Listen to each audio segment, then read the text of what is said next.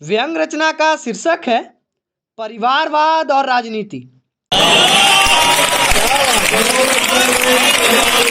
परिवारवाद की बातें वही कर सकता है जिसके परिवार हो। परिवारवाद का समर्थन भी परिवार वाला ही करता है तथा परिवारवाद का विरोध मेरे ख्याल से वही करेगा जो अविवाहित हो या विवाह हुआ है और लुगाई छोड़ भाग गई हो।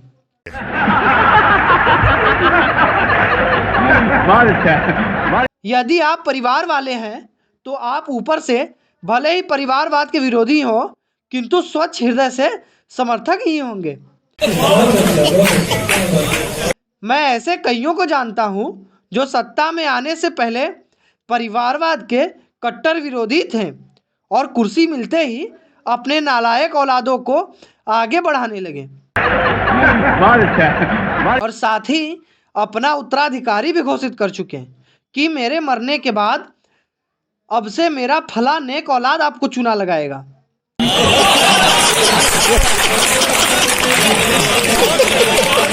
राजनीति में जो व्यक्ति प्रवेश कर लेता है वो फिर निकलता नहीं, न ही संन्यास को प्राप्त करता है, क्योंकि जिस उम्र में लोग संन्यास लेते हैं, जॉब से रिटायर होते हैं, उसी उम्र में राजनीति का काखा गाघा सिखाया जाता है।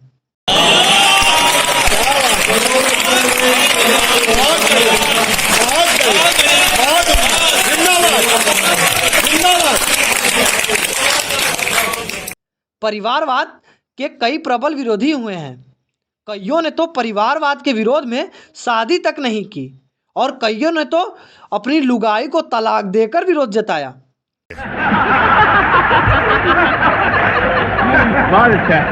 परिवारवाद केवल और केवल राजनीति में ही बुरी है और किसी क्षेत्र में नहीं। अब आप ही देखो, किसान की कई पीढ़ियां खेती करने में चल बसी। मजदूर के बच्चे कितने कितने पीढ़ियों से मजदूरी करते आ रहे हैं। कोई भी ऐसा माई का लाल पैदा हुआ जो बोला हो मजदूरी किसानी परिवारवाद से ग्रसित है, या कोई कहा कि किसानों मजदूरों को बैंक, रेलवे, किसी सरकारी संस्था में कार्य करना चाहिए या फिर सत्ता संभालना चाहिए।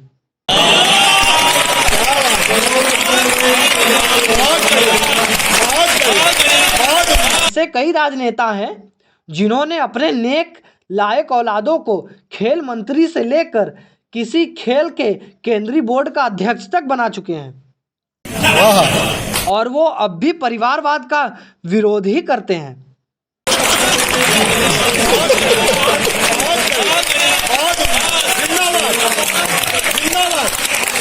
जो भी हो, परिवारवाद सदैव शोषण को ही जन्म देती है।